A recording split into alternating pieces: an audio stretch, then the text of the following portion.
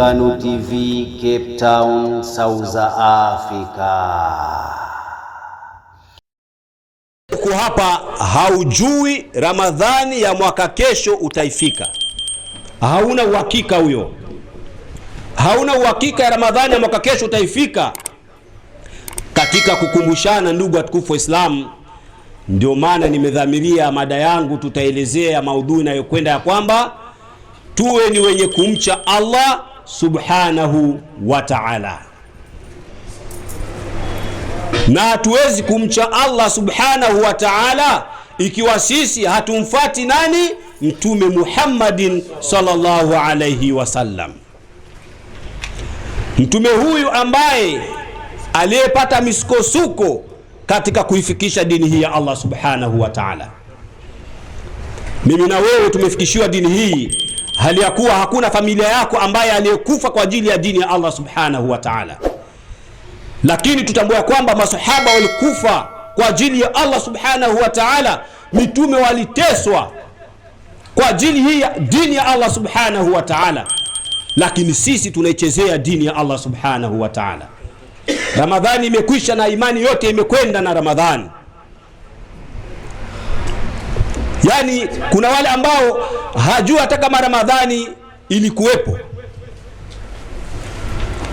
Lakini tutambue ndugu zangu katika Islam, hatuna kiigizo chema zaidi ya Mtume Muhammadin sallallahu alayhi wasallam.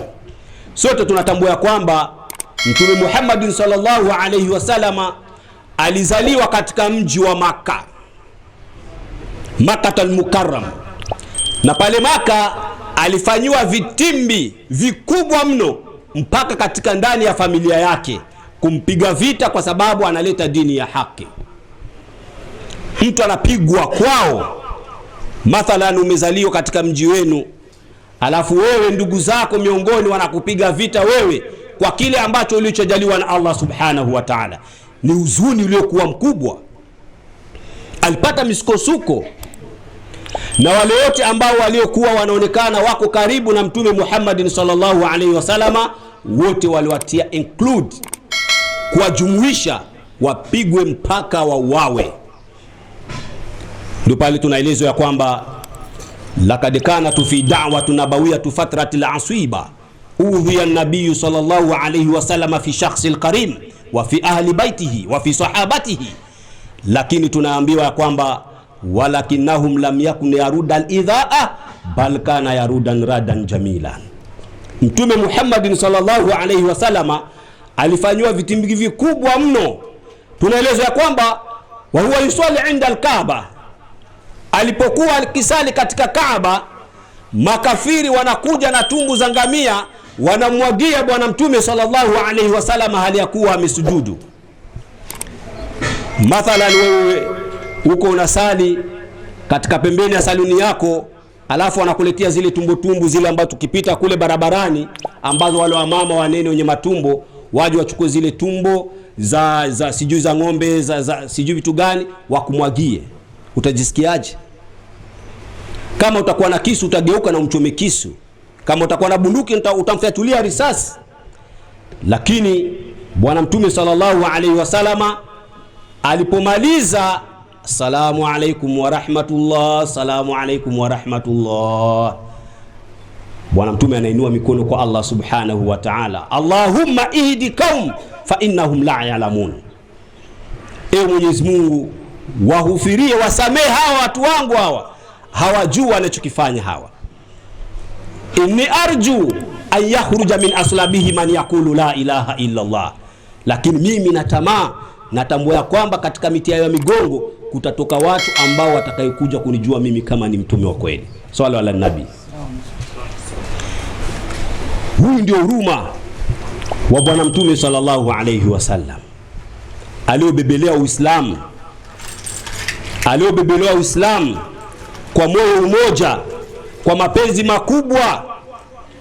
Alikuwa yuko tayari kuchukua dhamana ya ummati Muhammad wote, uchungu anaopata katika sakaratul maut au bebe yeye Mtume Muhammadin sallallahu alayhi wasallam, ili pindi wewe utakapofariki usisikie ule uchungu wa sakarati.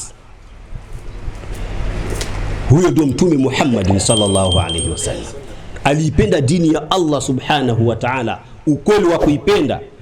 Sio mimi Ramadhani inamalizika na kila kitu kinakwisha. Tutaulizwa mbele ya Allah subhanahu wa ta'ala. Huyo ambaye anakushawishi hautoingia naye katika kaburi, katika mwanandani, ni mtu mmoja baada mwingine, one by one. Hakuna ambaye atakayekuja kukusemea pale.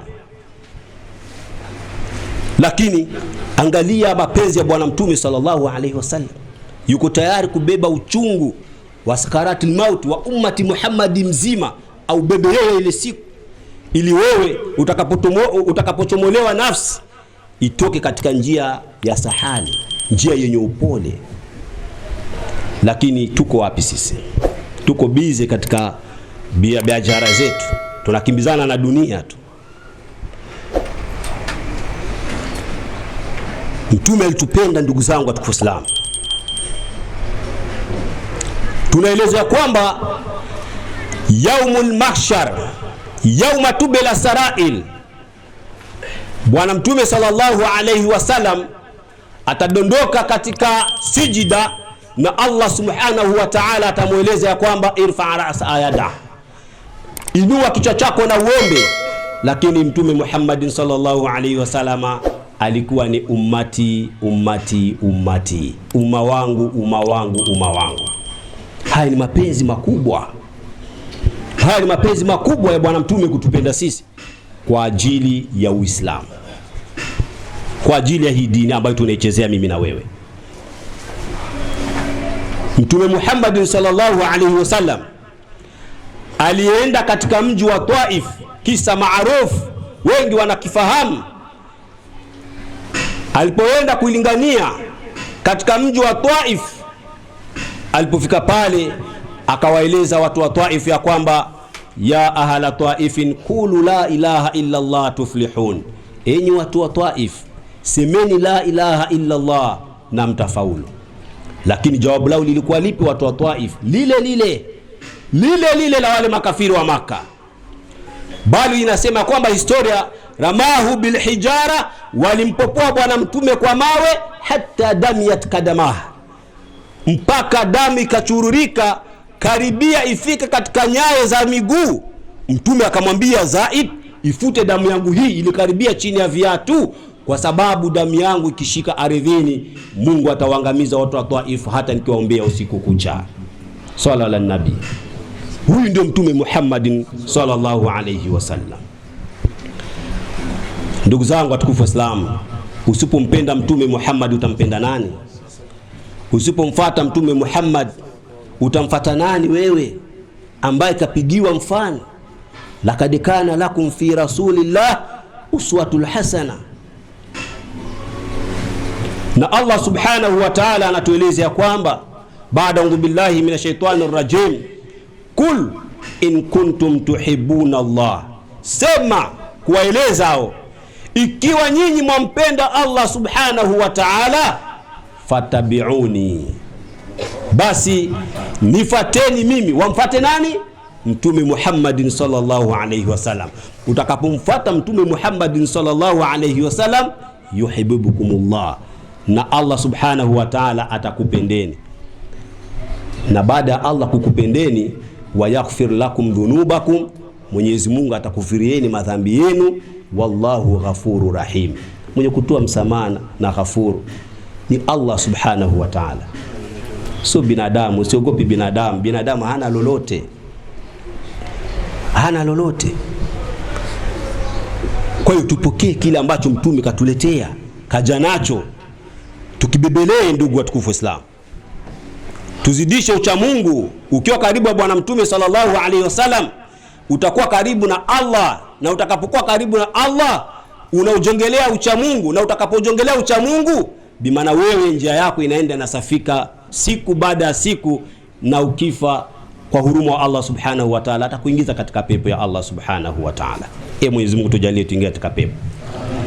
Vile vile anatueleza Allah subhanahu wa ta'ala, wama atakumur rasulu fahudhuhu, alokuletieni mtume kichukueni, wama nahakum an fantahu, na kila alikuchakatazeni msikifanye hichi kiacheni.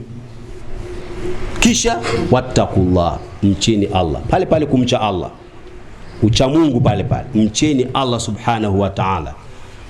Msipomcha Allah, inna Allah shadidul iqab, Mwenyezi Mungu ni mkali wa kuadhibu. Ndugu watukufu Islam, ni mkali wa kuadhibu Allah subhanahu wa ta'ala.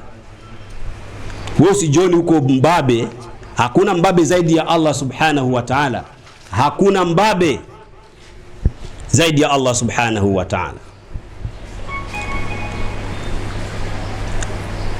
Tuupende Uislamu, tuzidisheni ucha Mungu, kwa sababu ucha Mungu ndio utatuvusha sisi katika njia iliyokuwa salama salimini. Lakini tusipokuwa wacha Mungu, ndugu zangu watukufu Islam, wallahi tuko katika hasara kubwa sana. Ni lazima ujifunze kuonja ladha ya imani, ladha ya dini.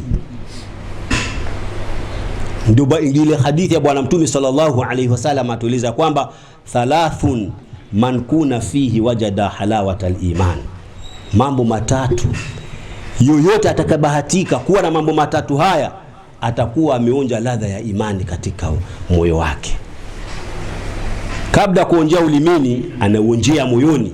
Watu aina tatu Bwana Mtume kasema. Wewe ukisikia chakula ni kitamu, unakionjea wapi? So unaanza kukionja kwenye ulimi, unakisikia kinywani, alafu ndio ukiteremshe tumboni. Lakini imani inaanza katika moyo, afu ndio inakuja ulimini sasa kutema madini. Sasa katika hawa watu watatu au mambo matatu au nyanja tatu hizi, je, wewe uko wapi? Anatueleza jambo la kwanza ya kwamba an yakuna Allah wa rasuluhu ahabba ilaihi mimma siwahuma, ni kumpenda Allah subhanahu wa ta'ala na Mtume Muhammadin sallallahu alaihi wasallama kumpenda zaidi kuliko kila kitu. Leo kuko watu wanaipenda pesa zaidi kuliko Allah subhanahu wa ta'ala. Na ndio maana utaona watoto wa Kiislamu wanavaa misalaba eti ni fashion. Hii ni mungalatu. Na kuna wengine ni mtoto wa Kiislamu, kuna sehemu hawezi kuingia amevaa kofia. Kuna mtoto wa Kiislamu kuna sehemu zake zile anajua kuingia amevaa Kiislamu, eti anasikia aibu. Wallahi anasikia aibu. Unakatiza kuona unakutana na Sandi Swa na Bulelwa, unakapiga kakofia, yani unakateremsha kama vile umefinya siju kitu gani, unakatia mfuko. Hapana, tangaza Uislamu. Usimwogope binadamu, na yeye atakufa. Kwa hiyo jambo la pili, wa an yuhibba almar'a la yuhibbuhu illa Allah, na ukimpenda mtu usimpendi kwa ajili ya maslaha duniawia, kwa ajili ya maslaha ya kidunia. Mpende mtu kwa ajili ya imani yake katika dini, kwa ajili ya harakati zake katika dini, kwa ajili ya jitihada zake katika dini. Mpende mtu kwa sifa ambazo zinazoambatana na dini. Usimpende Cristiano Ronaldo, usipende Lionel Messi. Wale ni superstar, wale wanatangaza mambo yao. Lakini ukimpenda Saidina Abubakar, Umar, Uthman, unajifananisha na wao, unakuwa uko proud kwa Allah subhanahu wa ta'ala. Kwanza hapa duniani utakuwa proud kwa viumbe vya Allah subhanahu wa ta'ala, na baadaye kwa Allah subhanahu wa ta'ala anakuumurika, huyu ni mja wangu ambaye yuko katika msimamo uliokuwa bora. Ndio maana ukutana watoto wa Kiislamu tukivua mashati hapo, kuna wenyewe mpiga matatu. Ukimuuliza maana hii tatu ni nini, hajui. Angalau sasa ukifa na tatu, ndugu yangu Muislamu, ukifa na tatu, kazi unayo. Wewe utakuwa kufa, hauna uwezo wote, hatutoichemba hiyo tatu. Lakini ukifa na tatu, karaba kabisa kabisa. Na mwanamama yoyote msikilize huko kina mama, wewe ukiona umekufa na karolite yako imekutakasha kweli kweli ndani ya mwanandani, kazi unayo. Allah kakuumba na uhusi wake, na uhusi mzuri, jumbile zuri. Wewe unasema hapana, hapa kwenye kwa hapa pako weusi, ule Asmani ataonaje, nitamlaje? Piga karolite mpaka inakutoa rangi 6. Sasa ukifa na hizo rangi zako hizo, wallahi La, Allah atunusuru, awanusuru wa mama zetu. Ndugu zangu watukufu wa Islam, fateni usia, tuangalie kaumu zilizopita. Mwenyezi Mungu anatukumbusha kwa wale ambao waliotangulia kabla yetu. Anatueleza walaqad wasayna alladhina utul kitaba min qablikum wa iyyakum anittaqullah. Kwa hakika tuliwahusia wale waliopewa kitabu kabla yenu na nyinyi umati Muhammad kumcha Allah subhanahu wa ta'ala. Kila kitu nakuja kumcha Allah subhanahu wa ta'ala. Ucha Mungu ndio kila kitu.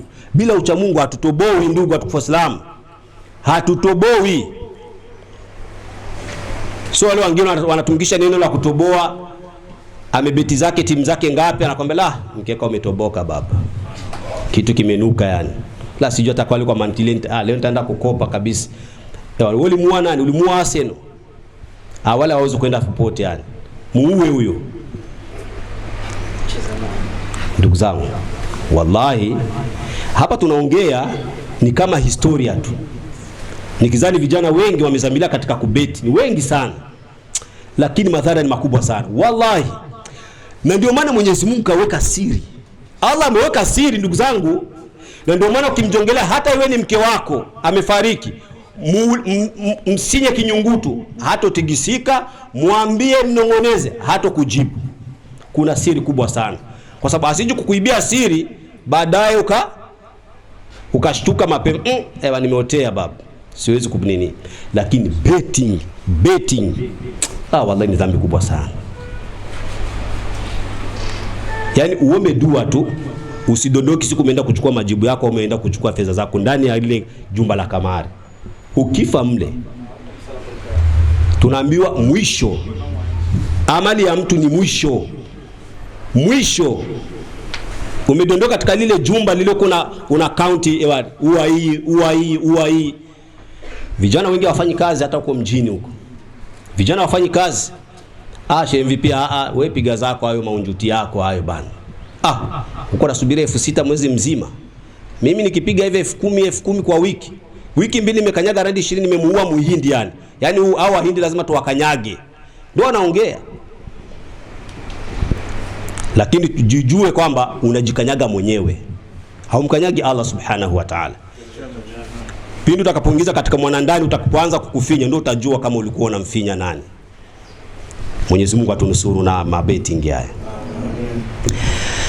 Lakini cha kushangaza ndugu watukufu wa Islam, katika Ramadhani, hii Ramadhani ilikuwa na mafanikio makubwa mno. Na kuna idadi kubwa sana watu wamebadilika. Lakini kwa wale ndugu zetu wenye kupenda chupa, mjitahidi, epukaneni ndugu. Epukaneni kabisa. Siku 30 umejiziwia, wallahi inakuwa ni mwanzo mzuri sana. Na ndio maana kila kitu kitalipa kutokana na nia. Mnafanya mambo kwa kunuia. Sio mnafanya kitu japo kwa kufanya tu. La, nuieni. Ukitakaponuia, kwanza unalipwa ujira mkubwa, alafu ile nia Mwenyezi Mungu akiipiga tiki, huenda usirudi tena katika uovu. Tumetoka majumbani tumekuja kutafuta, lakini tutambue ya kwamba kifo kinakukuta mahala popote. Al-maut ya'ti baktatan, kifo kinakuja hafla. Wa kabru sunduku la amal, na kaburi ndio sanduku ya amali yako. Kwa hiyo huyu ndio wakati wa kubadilika. Huu ndio wakati wa kila mtu kubadilika. Dini hii ya Allah ni dini nyepesi kabisa. Leo kila mtu stress zimeisha leo. Kwa wale ambao walikuwa wameoa hivi kizani hivi wanapumua kabisa kwa kuwauzia wake zao hivi mwalo, sijui maparcel, sijui manini, hivi mmetulia. Lakini baada mwezi mmoja tena stress zirudi tena. Sasa haya sio maisha. Al-qana'atu kanzu la yafna. Kukenaika ni hazina isiyofilisika, na kukenaika inahitaji kazi nzito. Ukipata 20 sema alhamdulillah. Ukikosa sema alhamdulillah. Jambo lote ambalo unaona wewe ni uzito kwako, usimwangalie mwenzako. Usifati riski ya mwenzako. Kila mtu ana riski yake. Ndio tuambia hasbunallah wa ni'mal wakil. Anayetutosheleza ni nani? Ni Allah subhanahu wa ta'ala. Na neema yenye kutegemea kwa nani? Kwa Allah subhanahu wa ta'ala. tuige tabia njema na tumfuate Mtume Muhammadin sallallahu alaihi wasallam. Ndio maana alisifiwa ndani ya Qur'an, wa innaka la'ala hulqil adhim, hakika wewe Muhammad una tabia njema. Tuzidisheni ucha Mungu. Dini ni nyepesi, hakuna mambo mazito. Hakuna mambo mazito. Ad-din yusrun. Dini hii ya Allah subhanahu wa ta'ala ni nyepesi. Wama ashada dina ahadun illa ghalaba. Na yule yote ambaye atakayefanya dini kuwa ni nzito, basi itamshinda. Sasa huu ndio wakati wa kubadilika. Tubadilike ni ndugu zangu wa Islam. Kwa sababu bila kuibadilisha nafsi yako wewe, hakuna yote ambaye atakayekubadilisha. Ndio maana Allah subhanahu wa ta'ala anatueleza kwamba inna Allaha la yughayyiru ma biqaumin hatta yughayyiru ma bi anfusihim. Hakika Mwenyezi Mungu subhanahu wa ta'ala habadilishi yaliyomo mioyoni mwa watu mpaka mtu mwenyewe abadilike ayabadilishe yaliyomo nafsini mwake. Bila kujibadilisha mwenyewe, hakuna ambaye atakayekuja kubadilisha. Hakuna. Kwanza badilika, alafu Allah tie huruma wake.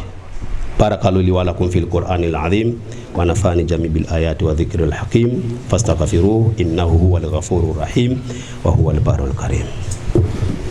المسلمين والمسلمات والمؤمنين والمؤمنات الأحياء منهم والأموات برحمتك يا أرحم الراحمين.